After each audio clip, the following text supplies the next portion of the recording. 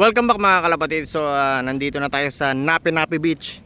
So dito natin bibitawan yung mga warriors natin. Bali 90, more than 90 kilometers. Siguro mga nasa 95 mga kalapatids. Tapos diretso tayo magpi-fishing. Ito yung mga fishing gear natin. I-set up natin mamaya. So yung warriors natin nandun pa sa sakyan. So dadali natin dito mga kalapatids. Ayun. So kasama natin si Kuya Jun at si Ate B. Magpi-fishing tayo. Gagamitin natin ng drone. Drone fishing mga kalapatids. Marami tayong mahuling isda. So kunin muna natin yung mga warriors natin doon mga kalapatids. So ang ganda ng view.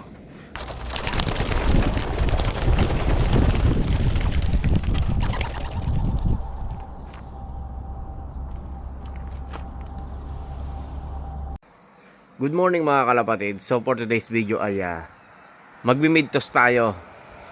So na-cancel nga yung race namin dapat kahapon. Bali ang race nga dapat namin ay Hastings na 567 kilometers at 388 kilometers Masterton. Dahil nga maghapon umulan kahapon mga kalapatids. Mula dun sa Pinagbitawan hanggang dito. So Friday ng madaling araw hanggang kahapon ng gabi, Sabado mga kalapatids, nag-uulan. So kinancel. So ang race namin minove next week. So balak namin balak ko mag mid toss ngayong linggo. Bali sa Napi. So nasa 90 kilometers air distance or mahigit pa mga kalapatids.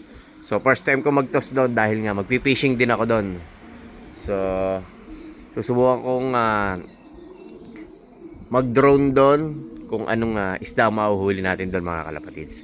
So para hindi masayang yung punta natin doon, magbi-mid toss tayo. So 2 days tayong hindi nakapag palo-fly dahil nga mahangin nung Friday.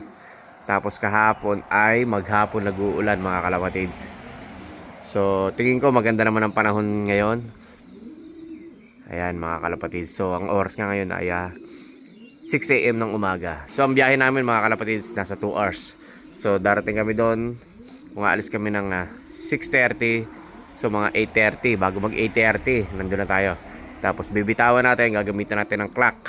Iti-training mode natin mga kalapatids. So karga muna natin yung mga warriors natin mga kalapatids. A few hours later. Welcome back mga kalapatids. So nandito na tayo sa Napi Beach. So dito natin bibitawan yung mga warriors natin. Bali 90, more than 90 kilometers. Siguro mga nasa 95 mga kalapatids.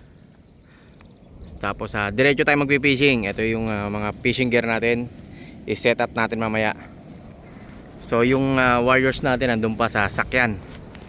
So dadali natin dito mga kalapatids. Ayun. So kasama natin si Kuya Jun at si Ate B. Magpi-fishing tayo. Gagamitin natin ng drone. Drone fishing mga kalapatid. Marami tayong mahuling isda. So kunin muna natin yung mga warriors natin doon mga kalapatids. So ang ganda ng view. A few moments later. Mga kalapatids, nandito na tayo. So yung mga warriors natin, nadala na natin mga kalapatids sa pagbibitawan natin. So ito yung warriors natin. So yung training box nga pala nito ay ginawa natin mga kalapatids. So ayan. So andito yung kuhanan ng warriors mga kalapatids. Tapos yung release nandiyan. So unang papakawalan muna natin yung hen. Siguro after 10 minutes yung kak naman. So ayun yung view. Bali Napi Beach.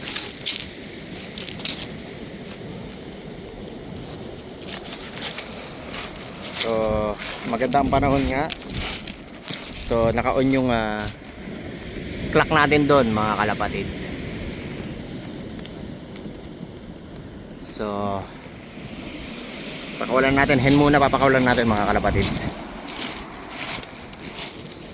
Bali ang oras nga ay 9:43. Bali late ng 1 hour to mga kalapatids. So hen muna pakawalan natin mga kalapatids.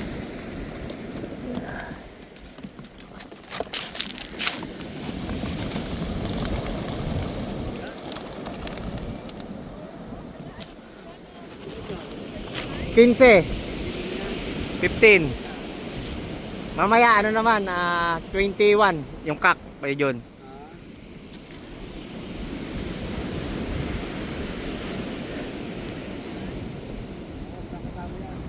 Kakasama yan.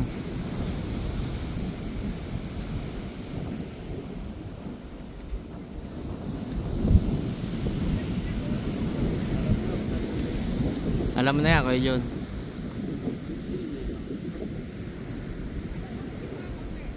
Siguro mga 1.5 oras. A few moments later. So mga kalapatids, yung kak naman ang i-release natin. So bali after 20 minutes. So nirelease nga yung hen natin ng 9:43. So yung mga kak naman bali 10:05. So late ng 1 hour to mga kalapatids. So 21 na kak to. So bitawan na natin.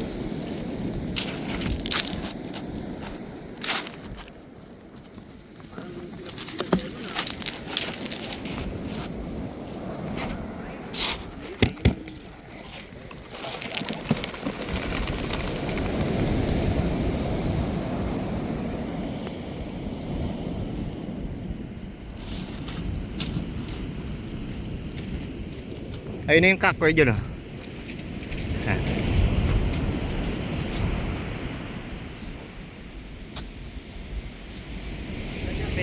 Bente-uno. Ibang kulay, itim. Iba-iba, marami. Brown.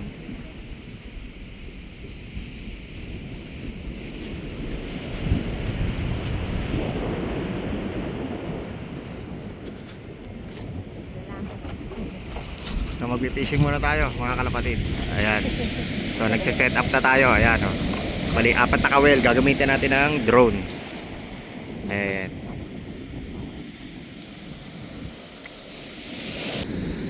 So mga kalapatids, habang nirelease natin yung mga warriors, magpi-fishing muna tayo. So pain natin itong paddle crab tsaka yung minarinate na tahong.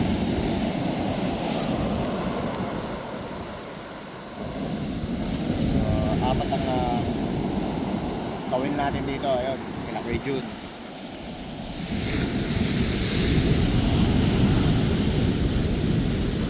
Maraming iba-iba klaseng isda yung makukuha natin dito mga kalapatids.